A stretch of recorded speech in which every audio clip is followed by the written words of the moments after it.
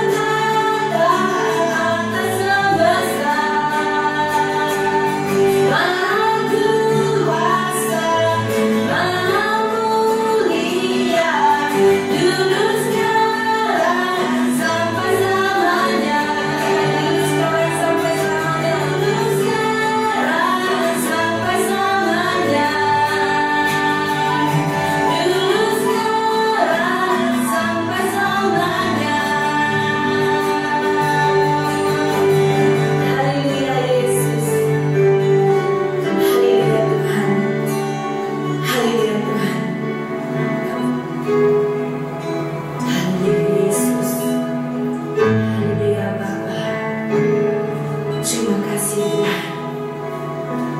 Karena kasih-Mu Tuhan, tiada persudahan dalam kehidupan kami. Haleluya Yesus.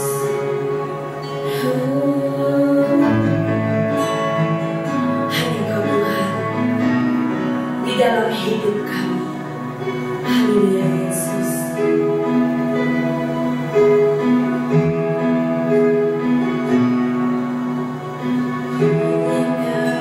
Tuhan di hidupku, amen. Kau berikan hidup yang baru, darah-Mu menyucikan, pulihkan hatiku.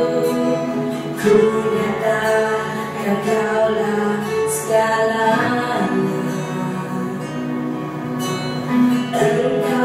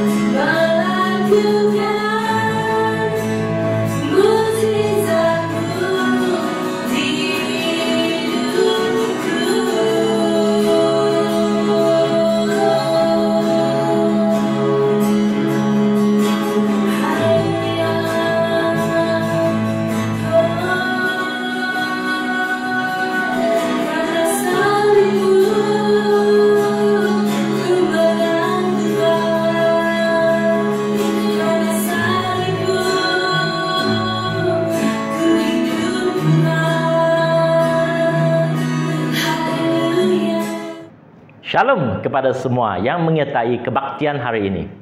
Kami sangat bersukacita dengan penyertaan kalian. Gereja di Hope Sparrow sangat merindukan kedatangan kalian semua secara fizikal dan bersamaan negara kita memasuki fasa endemik. Mari kita berdoa semua akan bertambah lebih baik dan kita berdoa pertemuan secara fizikal tidak lagi dihadkan. Amin.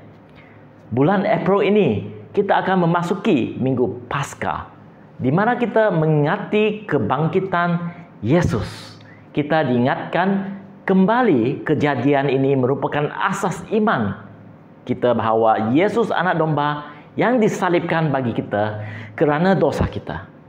Dibangkitkan kembali kerana kuasa Tuhan telah mengalahkan dosa yang membawa kebinasaan dan kematian. Oleh itu, kita mempunyai harapan yang baru bahawa apabila kita disempurnakan oleh kuasa Tuhan, kita juga akan dibangkitkan walaupun badan fizikal kita akan binasa. Dalam bulan ini sampai ke hari Paskah pada 17 April, kita akan meneliti buku Matius di pasal 26, 27 dan 28. Yang merupakan kesaksian Matius tentang saat-saat akhir Yesus bersamaan dengan murid-muridnya sebelum dia naik ke syurga. Untuk minggu ini, kita akan lihat tentang apa yang telah terjadi terhadap Yesus dalam perbicaraan Yesus, supaya kita mengetahui apa yang Yesus lalui untuk kita. Petikan firman hari ini adalah dari Matius 26. Oleh sebab kesuntukan masa, kita hanya akan baca ayat 57 ke 68. Tetapi saya mendorong kalian untuk membaca ke semua pasal 26. Mari kita bacakan. Ayat 57. Sesudah mereka menangkap Yesus, mereka membawanya menghadap Kayafas, imam besar. Di situ telah berkumpul ahli-ahli Taurat dan yang tua-tua. Dan Petrus mengikuti dia dari jauh supaya ke halaman imam besar. Dan setelah masuk ke dalam, ia duduk di antara pegawai-pegawai untuk melihat kesudahan perkara itu.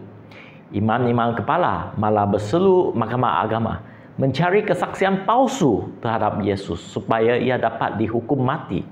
Tetapi mereka tidak memperolehnya walaupun tampil banyak saksi dusta. Tetapi akhirnya tampilan dua orang yang mengatakan, orang ini berkata, aku dapat merubuhkan bait Allah dan membangunnya kembali dalam 3 hari. Lalu imam besar itu berdiri dan berkata kepadanya, tidakkah engkau memberi jawab atas tuduhan-tuduhan saksi-saksi ini terhadap engkau? Tetapi Yesus tetap diam. Lalu kata imam besar itu kepadanya, demi Allah yang hidup, katakanlah kepada kami, apakah engkau Mesaya, anak Allah atau tidak? Jawab Yesus, engkau telah mengatakannya. Akan tetapi, aku berkata kepadamu, mulai sekarang kamu akan melihat anak manusia duduk di sebelah kanan yang maha kuasa dan datang ke atas awan-awan di langit. Maka, imam besar itu mengoyak pakaiannya dan berkata, ya menghujat Allah. Untuk apa kita perlu saksi lagi? Sekarang telah kamu dengar hujatnya. Bagaimana pendapat kamu? Mereka menjawab, berkata, ia harus dihukum mati. Lalu mereka meludahi mukanya dan meninjunya. Orang-orang lain memukul dia dan berkata, cobalah katakan kepada kami, hai Mesaya, siapakah yang memukul engkau? Amin. Mari kita berdoa. Tuhan Yesus, kami sangat bersukacita kerana Engkau telah bangkit dari kematian. Biarlah firman-Mu menyegarkan kami dan menjadikan inspirasi dalam hidup kami. Dalam nama Yesus kami berdoa. Amin. Saudara-saudari, Paskah ini kita merenungkan Yesus Kristus, Raja kita, yang sama sekali bertentang dengan semua raja di dunia. Yesus adalah Raja yang mati untuk rakyatnya. Yesus yang datang ke dunia ini sebagai manusia dahulu akan kembali sekali lagi sebagai Raja untuk kita semua. Yesus Raja tidak menderita demi kita. Dia dibicarakan secara tidak adil untuk kita. Amin. Telah dicatatkan untuk pengetahuan kita bahawa terdapat 4 perbicaraan terhadap Yesus yang dicatatkan di firman Tuhan, iaitu di hadapan ketua imam besar Ananas yang dicatatkan di Yohanes 18 ayat 13 sampai 14.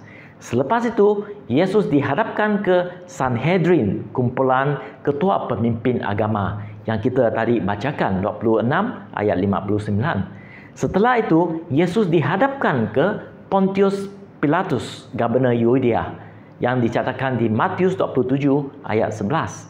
Dan akhirnya Yesus dihadapkan di hadapan Raja Herodes, yaitu Raja boneka Yudea, di Lukas 23 6 sampai 12. Pada keempat perbicaraan terhadap Yesus dijalankan secara tidak adil dan dengan tergesa-gesa. Walaupun mereka tidak dapat membuktikan Yesus bersalah, mereka tetap memutuskan dia bersalah supaya hukuman dapat dilakukan dengan segera. Keempat-empat perbicaraan yang tidak adil bertanggungjawab untuk menghukum mati Yesus.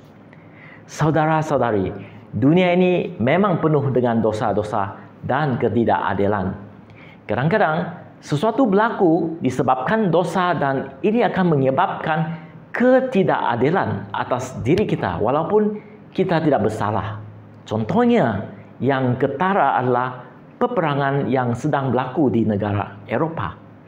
Walaupun kanak-kanak orang awam tidak bersalah, mereka juga menjadi mangsa peperangan.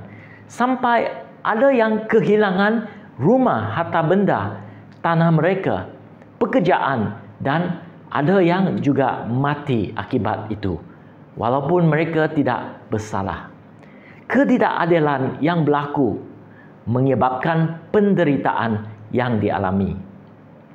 Di firman Tuhan yang kita kongsikan hari ini mengisahkan bagaimana Yesus, Raja kita, juga menanggung penderitaan yang luar biasa demi kita kerana dosa manusia yang akhirnya disalibkan untuk dosa-dosa kita.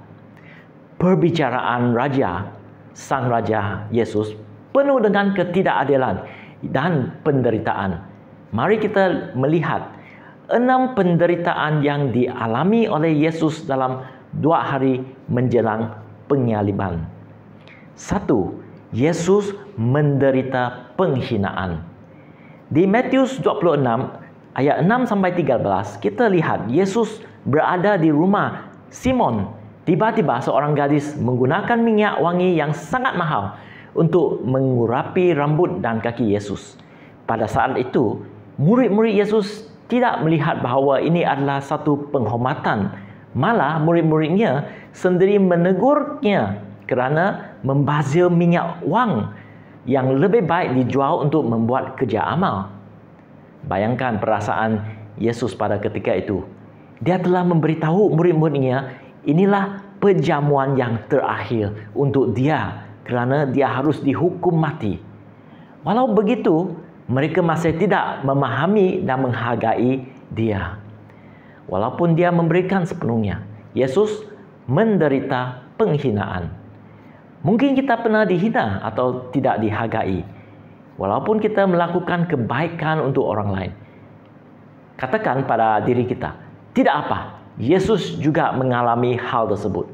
Dan dia tidak berhenti berbuat baik dan tetap mengenapi panggilannya. Kerana itu, marilah kita tidak berhenti berbuat baik dan berjalan dalam panggilan Tuhan. Sama ada dihargai atau tidak, kerana kita melakukannya untuk Tuhan. Sister Mina pernah bercerita bagaimana ada orang yang mengecam dia pada saat dia pelayanan dulu dan mengatakan Sister Mina mencuba meracuni atau mempengaruhi pelajar dengan perkara tak benar. Padahal di live group dia mengajar mereka perkara yang baik, tetapi dia tidak terpengaruhi dengan membalas, tetapi membalas dengan kebaikan, dan akhirnya orang tersebut bertobat dan menerima Yesus. Amin. Kedua, Yesus menderita pengkhianatan. Di Matius 26 ayat 14 sampai 16, Yudas Iskariot mengkhianati Yesus hanya untuk 30 keping perak. 30 keping perak sebenarnya adalah jumlah yang kecil. Ini adalah pampasan yang dibayar untuk seorang hamba untuk menyembelih seekor lembu jantan, seperti yang dicatatkan di Keluaran 21 ayat 32. Dan di buku Zakaria 11 ayat 12 sampai 13 juga dinubuatkan, inilah harga yang mereka sanggup bayar untuk membatalkan perjanjian dengan Tuhan.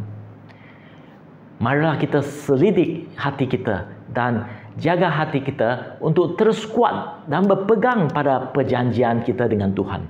Janganlah kita terpengaruh dengan kuasa kegelapan yang membuat kita mengambil tindakan mengkhianati Yesus, kerana dari kisah Yudas akhirnya kita akan menyesal.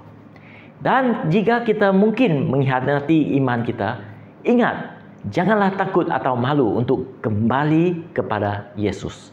Dia adalah Tuhan yang memberi peluang kedua. Amin. Yang ketiga, Yesus menderita kesedihan. Di Matius 26 ayat 36 sampai 46, Yesus merasakan kesedihan yang dalam menjelang kematiannya.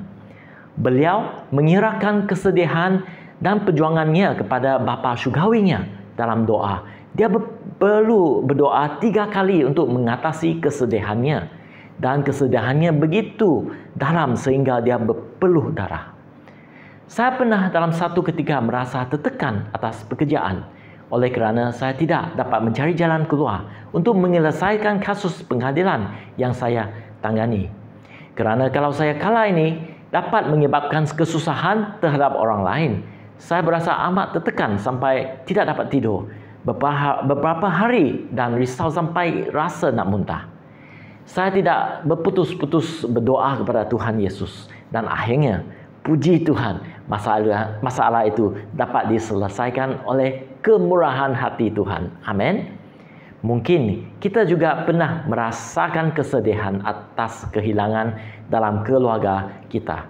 Mungkin pada saat ini kita berada dalam satu cabaran yang sangat menekan dan menyebabkan kita terganggu secara emosi. Bawalah semuanya kepada Yesus Tuhan, kerana Dia juga pernah melalui keadaan yang menekan, dan kita boleh harap kepada Dia. Dan jangan putus asa, tetap berdoa. Amin. Yang keempat, Yesus menderita tuduhan palsu. Di Matius 26, 59 sampai 66, Yesus walaupun menyatakan kebenaran, mengalami ketidakadilan yang luar biasa. Walaupun dia mengatakan yang benar, dia tetap dihukum mati. Mengapa? Kerana pemimpin agama Sanhedrin atau Pontius Pilatus atau Raja Herodes tidak menginginkan kebenaran. Saya teringat sebuah movie diambil dari kisah nyata. Seorang dipenjarakan seumur hidup kerana dituduh dan diadili bersalah kerana membunuh. Setelah beberapa tahun, akhirnya ada seorang peguam yang baik mencuba untuk membuka kasus dia dan menyelidiki lebih teliti, dan akhirnya dapat menemukan bukti bahawa dia tidak bersalah. Dan akhirnya dia dibebaskan. Saudara-saudari, satu perkara yang dapat kita pegang di dunia yang penuh dengan ketidakadilan adalah kebenaran tetap benar, dan kebenaran akan membebaskan kita. Amin. Yang kelima, Yesus menderita secara fizikal. Di Matius 26 ayat 67 sampai 68, Yesus tidak hanya dihina, tetapi dia ditumbuk dan didera pada masa perbicaraan. Dia didera berpuluh-puluh kali dengan kejam. Dia diberi mahkota yang diperbuat dari duri. Dia terpaksa membawa kayu salib yang berat sampai dipukul askar. Dan pada akhirnya, Yesus menderita dengan dipaku atas kayu salib sampai mati. Kematian atas kayu salib adalah kematian yang paling kejam dilakukan terhadap manusia. Oleh itu, pada saat askar Roma menusuk badan Yesus dengan lembing, terkeluar darah bercampurkan dengan air. Pakar doktor yang mengatakan ini menandakan seorang yang mati disalib kerana tubuh harus menanggung berat badan sehingga mendorong paru-paru ke bawah dan menyebabkan sesak nafas. Dan apabila paru-paru terhempit kerana kekurangan oksigen, jantung akan berdegut dengan kuat dan cepat. Ini akan menyebabkan saluran darah terpecah dan menyebabkan air terkandung berdekatan dengan jantung. Penderitaan fizikal Yesus adalah amat teruk. Saudara-saudari, sebenarnya kesemua murid-murid Yesus kecuali Yohanes mati dengan penderitaan fizikal. Paulus apabila dia dipenjarakan pernah mengatakan di Filipi 3 ayat 10 bahawa yang dia dikehendaki ialah mengenal Yesus dan kuasa kebangkitannya dan persekutuan dalam penderitaannya, di mana Paulus menjadi serupa dengan Yesus dalam kematian dia, supaya Paulus akhirnya beroleh kebangkitan dari antara orang mati. Amin. Mungkin pada saat ini kamu melalui penderitaan fizikal seperti penyakit atau pernah mengalami kemalangan. Saya berdoa pada saat tersebut kita dapat melihat kepada Yesus dan meminta kekuatan daripadanya. Amin. Yang keenam, Yesus menderita penyangkalan. Di Matius 26 ayat 69 sampai 75. Petrus seorang murid yang paling taat dan bersetia bersama dengan Yesus sampai saat terakhir, menyangkal menjadi pengikut Yesus. Bukan hanya sekali, tetapi 3 kali. Kita juga pernah membaca bahawa Petrus dengan keyakinan pernah mengaku Yesus adalah Mesaya dan Raja orang Israel. Tetapi pada saat di mana Yesus sangat memerlukan sokongan, Petrus menyangkal Yesus. Mungkin kita juga pernah tidak diakui atau disangkal oleh majikan, keluarga atau orang kesayangan kita. Saya kenal seorang kawan yang pernah diabaikan oleh ibunya. Dia dibesarkan di rumah Salvation Army. Dia pernah menceritakan betapa sukar untuk dia faham kenapa ibunya mengabaikannya. Tetapi pada saat dia menerima Yesus dan dia mulai menjalin hubungan kembali dengan keluarganya, terutama ibu dia. Pada saat itu, dia baru faham bahawa ibu dia sebenarnya mempunyai penyakit mental. Dan selepas itu, dia dengan kasih Tuhan mulai menerima ibunya sampai pada hari ini. Dia menjaga dan ibu walaupun sakit mental dan tinggal bersama-sama dengan keluarga dia. Amin. Saudara-saudari, kasih Yesus adalah nyata. Oleh itu, walaupun mungkin kita pernah atau saat ini menyangkal Tuhan Yesus, ingatlah bahawa Tuhan Yesus tetap setia mengenapi panggilannya untuk menyelamatkan kita dari hukuman kekal. Kembalilah kepadanya, seperti Petrus kembali kepada Yesus dan menjadi lebih radikal untuk memberitakan kebaikan Yesus. Amin. Kerana seperti yang ditulis di 1 Yohanes 4 ayat 18, di dalam kasih tidak ada ketakutan. Kasih yang sempurna melenyapkan ketakutan, sebab ketakutan mengandung hukuman, dan barang siapa takut, ia tidak sempurna di dalam kasih. Amin. Kesimpulannya, saudara-saudari, Yesus adalah Raja kita yang diadili lebih dari 2000 tahun yang lalu. Dia rela diperlakukan dengan buruk dan tidak adil demi kita semua, untuk membayar dosa-dosa kita, kejahatan manusia dan kezaliman manusia. Yesus adalah Raja yang tidak seperti raja-raja lain. Yesus memilih untuk dianiayai dengan kejam demi kepentingan kita, demi menyelamatkan kita dari dosa-dosa kita. Yesus benar-benar layak mendapat kasih, ketaatan dan penyembahan dari kita. Dia benar-benar adalah Raja segala Raja dan Tuhan segala Tuhan. Amin. Mari kita berdoa. Bersama dengan muzik, mari kita renungkan penderitaan yang Yesus alami bagi kita semua. Dia dihina walaupun melakukan perkara yang baik, dikhianati, tertekan dan mengalami pengelutan pribadi, dituduh, disiksa sampai mati. Dan bahkan pada saat dia memerlukan sokongan, dia ditinggalkan dan disangkal oleh murid-muridnya sendiri.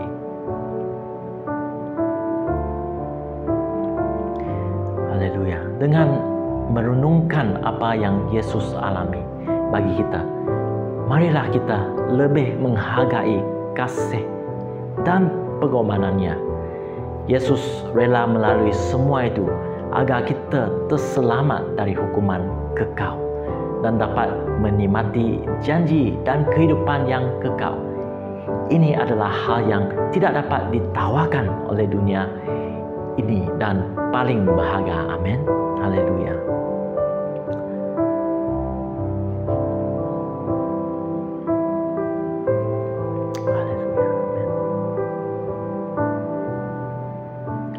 Bapa di syurga, oleh kerana kemurahan hatimu, Engkau telah mengutuskan anak-Mu yang tunggal, Yesus. Dia harus melalui penderitaan yang begitu besar agar kami terbebas dari belenggu dosa. Hari ini, kami mau memperbarui iman kami di dalam Kristus. Terima kasih, Yesus, untuk pengorbanan-Mu. Kami tidak layak, Tuhan, tetapi kerana kasih karunia-Mu, kami diselamatkan. Kami mahu menghargai dan setia dan membawa kemuliaan-Mu di dalam hidup kami. Dalam nama Yesus, amin. Saudara-saudari, kami juga ingin berdoa supaya saudara-saudari yang mengharungi segala percubaan dan penderitaan dalam hidup pada saat ini, kuatlah dan sempurnakanlah dengan kekuatan Yesus. Amin. Haleluya. Kami percaya Yesus akan menopang kalian dan berjalan bersama kalian melalui cabaran hidup dan setia. Setiap kami akan keluar sebagai pemenang. Saya berdoa dalam nama Yesus. Amin. Terima kasih kerana bersama dengan kami. Semoga kalian disegarkan dan diberkati dengan firman Tuhan sebentar tadi. Sila kongsikan firman Tuhan ini kepada kawan-kawan, keluarga kalian agar mereka juga diberkati dan disegarkan oleh firman Tuhan. Jumpa minggu hadapan.